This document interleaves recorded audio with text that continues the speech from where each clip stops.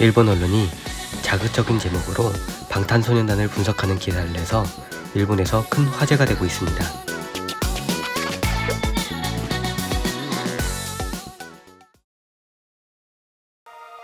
일본의 한 언론이 방탄소년단의 엄청난 인기의 이유를 분석하는 기사를 냈습니다. 이 기사는 게재 몇 시간 만에 야후재팬의 인기 기사 순위에 오르며 수천 개의 댓글이 달리고 있네요. 그러나 언제나 그렇듯 일본 언론의 뿌리 깊은 고질병인 수박 겉핥기 분석에 그치고 있습니다. 우리가 생각하는 방탄소년단의 인기의 이유는 뭘까요? 방탄소년단 멤버들의 끊임없는 열정과 노력이 깃든 재능, 뛰어난 비주얼, 그리고 작은 비주류 기획사 소속으로 거대 기획사들의 견제와 방송사들의 갑질 속에서 밑바닥에서부터 힘겹게 올라온 그들의 성공 신화. 성공 후에는 구절 수 없는 바른 사생활, 멤버들 간의 진한 우정, 전 세계의 팬들을 향한 진솔한 메시지 등이 아닐까요? 하지만 일본 언론의 분석은 이런 방탄소년단의 스토리를 모른 채 겉모습만 분석하기 바쁜 것 같습니다. 기사의 내용과 기사에 달린 댓글 반응을 차례로 전해드립니다. 구독과 좋아요 부탁드립니다. 기사의 내용입니다. 일본 남성 아이돌 팬이 BTS로 갈아타는 중? BTS는 뭐가 그리 대단한 것일까? 며칠 전 다이너마이트가 제63회 그래미 어워드 최우수 팝 듀오 그룹 퍼포먼스 부문에 노미네이트된 BTS. 신곡 라이프 고즈 온도 다시 빌보드 핫100에서 1위를 차지하며 족수가 없는 상태입니다. 그런 그들의 기세가 일본에서도 어떤 변화를 일으키고 있습니다. 지금까지 일본 아이돌 그룹의 팬이었던 사람들이 완전히 BTS에 빠져버리고 있다는 것입니다. 도대체 어디에 끌린 것일까요? 패션, 사운드 측면에서 살펴보시죠. 독특한 색채와 세련된 실루엣, 우선 비주얼. SNS나 인터넷 동영상 전성기 시대에 있어 패션의 중요성은 높아지기만, 다시 BTS의 스타일을 돌아보면 독특한 색채를 사용하면서도 스마트한 실루엣과 청결감을 배려한 코디임을 느낄 수 있습니다. 오버사이즈의 셔츠나 후드 등을 입기는 해도 기자회견이나 행사 등 공식적인 자리에서는 그룹으로서 통일감을 갖게 하는 슬림한 셋업으로 등장. 그러나 프라다, 생로랑 등의 럭셔리 브랜드도 치우치지 않게 정해 각각의 캐릭터가 연출되도록 조합하는 것이 절묘하게 세련된 인상을 주고 있습니다. 조금 손길이 닿지 않는 분위기가 특색. 일본의 아이돌은 귀여운 코디가 많은 인상이지만 나는 멋지고 카리스마가 나오도록 시크한 것을 선택하는 경우가 많습니다. 라고 말한 사람은 BTS와 블랙핑크의 스타일리스트 김지혜 씨. 목적은 팬이 아닌 사람들도 볼 수 있는 자리에는 고급스러움이나 조금 손길이 닿지 않는 분위기를 능숙하게 만드는 것입니다. 그래서 무대와 뮤비, 그리고 사복의 색채가 차이를 낳는다. 힙합 문화를 도입한 옷차림이 한국 브랜드의 스포티한 디자인에 영향을 미치는 선순환을 낳고 있다고 한다. 하지만 어디까지나 기본은 멋짐을 추구, 남자아이가 아니라 새로운 시대의 남성상으로 하나의 모델을 제시하고 있는 것은 아닐까요? 놀랍게도 간단한 구성. 이런 시크를 요구하는 자세는 소리에도 반영되고 있습니다.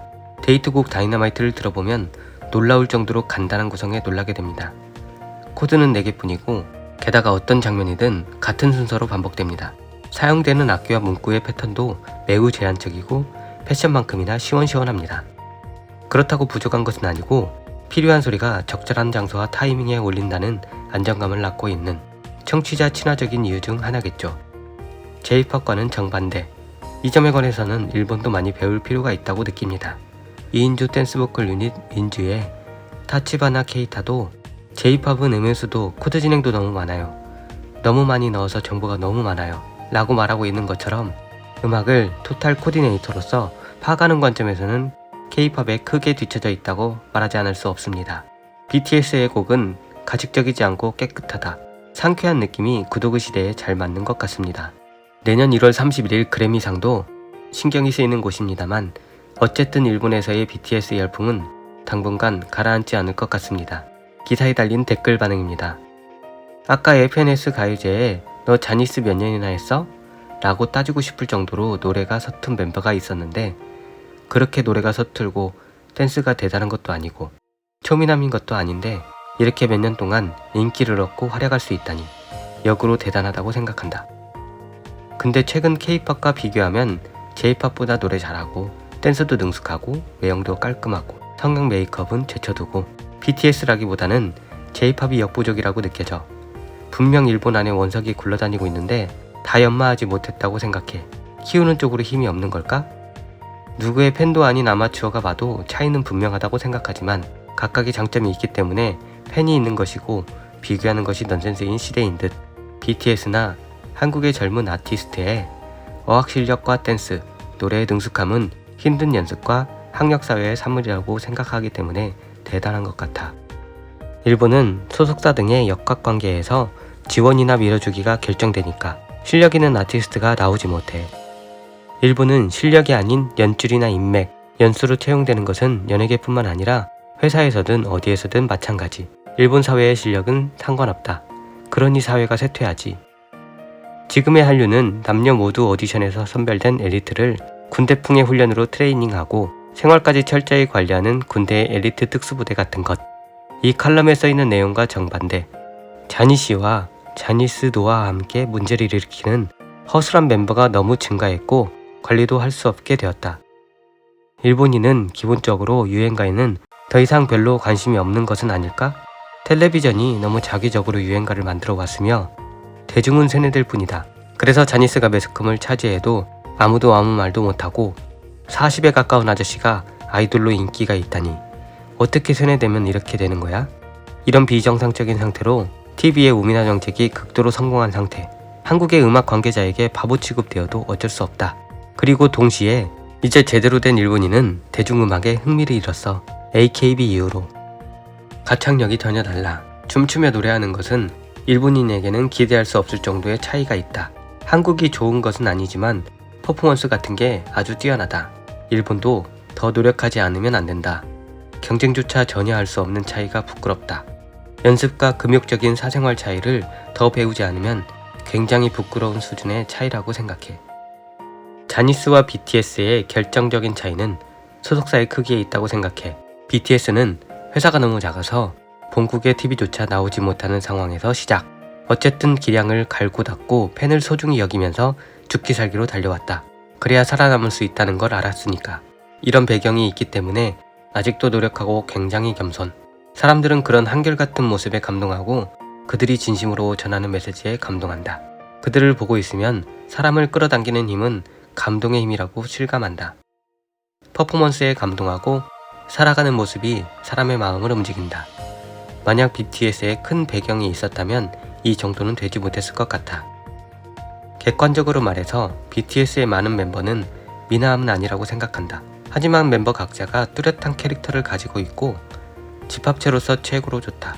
친숙하고 멤버들 사이도 좋고 사생활도 클린. 이것은 상당히 중요하다. 그리고 퍼포먼스를 하면 유일무이한 존재. 평범한 아이처럼 보이지만 전혀 평범하지 않은 선택된 자들의 노력의 성과. 그리고 프로듀스가 능숙, 큰 물로 진출. 아시아 아이돌이 미국의 일반 프로그램에 유명한 존재로 받아들여지는 것은 전례가 없겠죠. 또 유튜브의 적절한 활용. 항상 아낌없이 계속 모습을 드러내고 있다. 몇 년 전에는 지금처럼 능숙하지 못했다. 철저한 느낌도 들지 않았다. 하지만 지금은 자신들의 목표로 하는 것, 자신들의 위치도 자각하고 있는 것이 전해져 온다. 우리들은 아티스트인가? 아이돌인가? 신경 안 써. 돌진! 일본의 현존 그룹들이 한국 스타일을 쫓는 것은 안쓰럽다. 독자 생존을 노려라. 자니스의 추방이 가장 빠를지도. 최근 데뷔한 엔하이픈의 일본인 멤버 15살 리키군은 세계적인 아티스트가 되고 싶다 라는 꿈을 이루기 위해 단신으로 한국에 건너갔다. 일본의 세계적인 아티스트를 키울 토양이 없다는 말이다. 세계를 시야에 넣고 있는 다이아몬드 원석이 해외로 유출되고 있다고 생각하니 정말 아깝다. 요전의 마마를 보면 같은 생각이 들었습니다. K-팝의 여러 그룹에 일본인 멤버도 꽤 있다는 것을 알고 실력 있는 아이들은 일본이 아니라 한국에서 데뷔하는 것을 선택하는 시대구나 라고 생각했습니다. 오늘 소식은 여기까지입니다. 시청해주셔서 대단히 감사합니다.